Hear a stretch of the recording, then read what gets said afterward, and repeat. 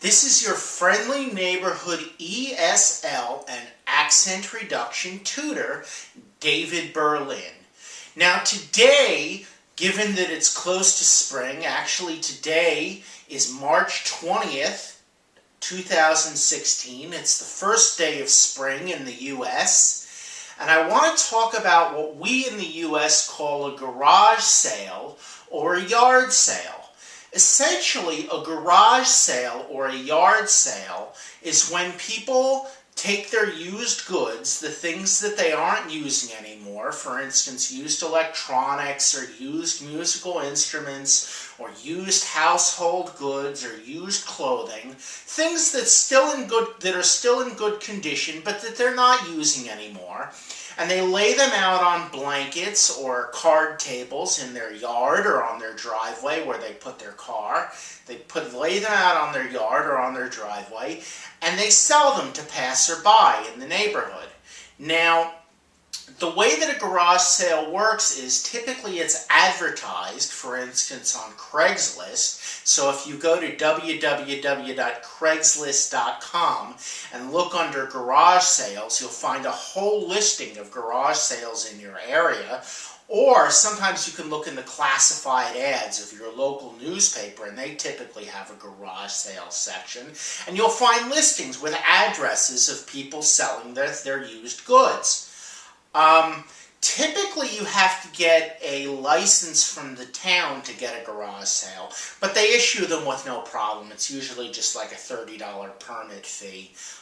It's not typically a problem to get a license for a garage sale. So typically what you do, some people make a day out of it. They go get breakfast at a local diner or at a local cafe, and then they make the rounds of the yard sales. And so they have the newspaper in front of them, or they have their phone in front of them with the Craigslist listings, and they pick an area, like a general area. Like I'm in Bradley Beach, New Jersey. Some people might be in a different town in New Jersey or across the U.S. And they pick a town and they try to hit all the garage sales in that area.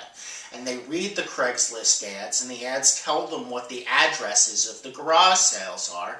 And they go around and they may have a specialty. Some people collect things like Franklin Mint plates or model HO railroads or memorabilia, military or police memorabilia. Some people collect musical instruments. Some people collect things like carnival glass. Different people collect different things, and they often find great finds at garage sales.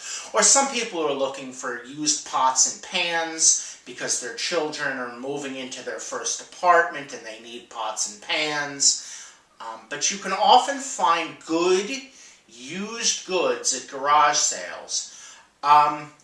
Typically at a garage sale, the prices are very, very negotiable, which means you can bargain with the person selling them, right? So you look in the newspaper, you see there's a garage sale at such and such an address on such and such a street, or you see it on Craigslist in the garage sale section, and you go to that address and you see the person has their goods laid out on the table in their yard or in their driveway, and you walk up to them and you offer them a price on something. Sometimes they'll ask you what you think it should cost. Generally, things at garage sales or yard sales, the price is negotiable. Okay? So garage sales are a really good place to find good prices on used goods like kitchen goods and collectibles. We call them collectibles. The Franklin Mint, HO railroad, O-scale railroad, musical instruments, all kinds of different things. Coins, sometimes people sell. Sometimes people sell used clothing, and some of it might be designer clothing. And sometimes people just sell junk that's not really usable. It depends on the garage sale you're going to. Often in the ad, there will be a list of what kinds of things they're selling. So that's kind of the skinny on garage sales. And if you want to visit a garage sale on a warm spring day, make a day of it and sort of take a general area and look in the garage sales section on Craigslist and see where the garage sales are, and then just go from spot to spot. And often in a small town there'll be many garage sales on different locations in one day.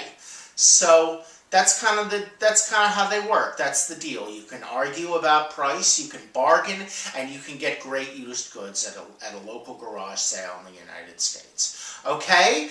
This is your friendly neighborhood ESL and accent reduction tutor, and you can find me on Twitter, my American Idiom Twitter feed of the day, my American Idiom of the Day Twitter feed at www.twitter.com/DAVIDBERLINESL, or you can check out my blog at DAVIDBERLINESL.blogspot.com, or you can call me on Skype at david.berlin.esl with any ESL questions or accent reduction questions you might have.